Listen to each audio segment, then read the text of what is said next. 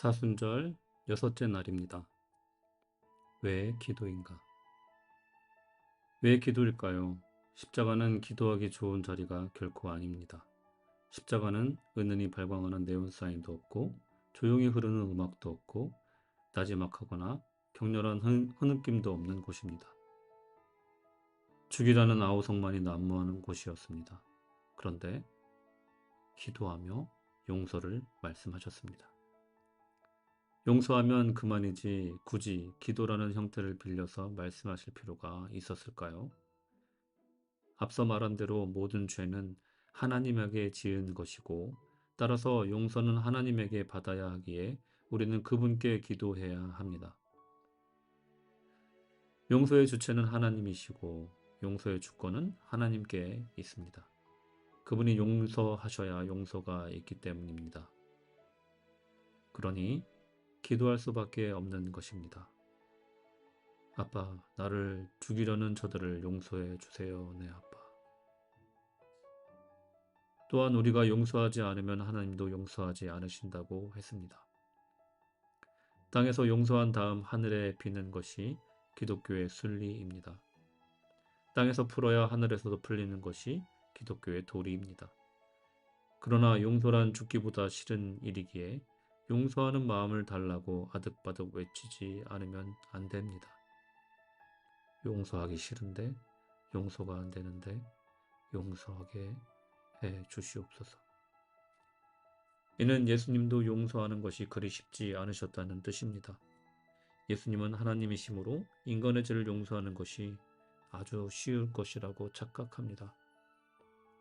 못하시는 일이 없는 분, 하고자 하면 뭐든지 하실 수 있는 전지전능하고 무소부재하신 하나님에게 용서란 식은 죽 먹기라고 여깁니다.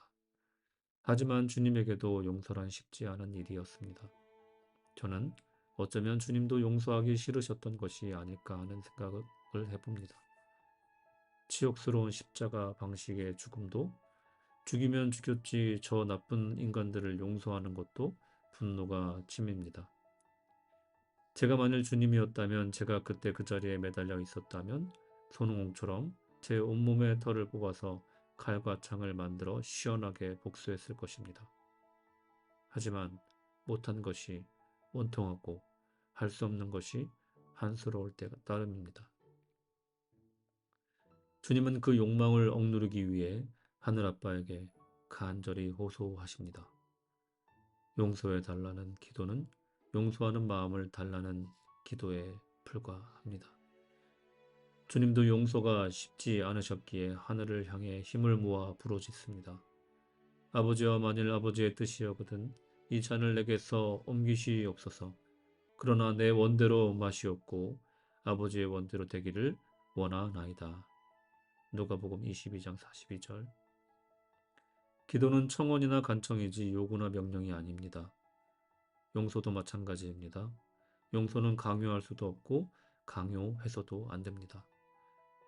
용서가 당위가 되면 피해자는 한 번 더 고통의 나락에 빠지게 됩니다.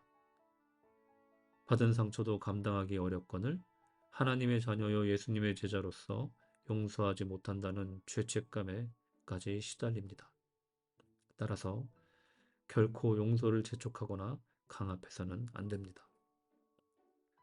누군가가 용서하지 못하고 있다면 닥달할 일이 아니라 조용히 기도해야 합니다. 우리는 용서할지 말지를 결정하는 주인이 아닙니다.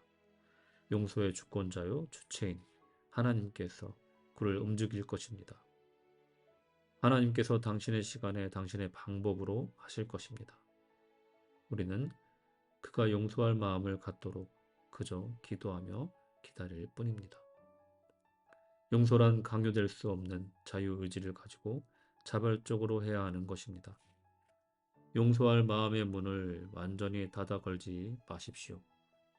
용서하지 않는 마음도 성령의 바람이 불어와 열릴 때 깃털처럼 날아갈 듯한 자유를 만끽할 것입니다. 용서할 마음이 없어도 주님처럼 주님과 함께 주님의 기도를 드려 보십시오. 아버지, 저들의 죄를 용서하여 주소서. 기도하겠습니다. 하나님, 다 잃어버리더라도 선하고 너그러운 마음씨만큼은 간직하고 싶습니다. 받은 상처가 아무리 크더라도 복수심에 사로잡히지 않고 예수님처럼 용서하고 싶습니다. 이제껏 내려놓지 못해 괴로웠던 짐을 내려놓고 넘쳐나는 은혜의 물결 속에서 마음에도 사랑과 자비가 가득하기를 기도합니다. 예수님의 이름으로 기도합니다. 아멘.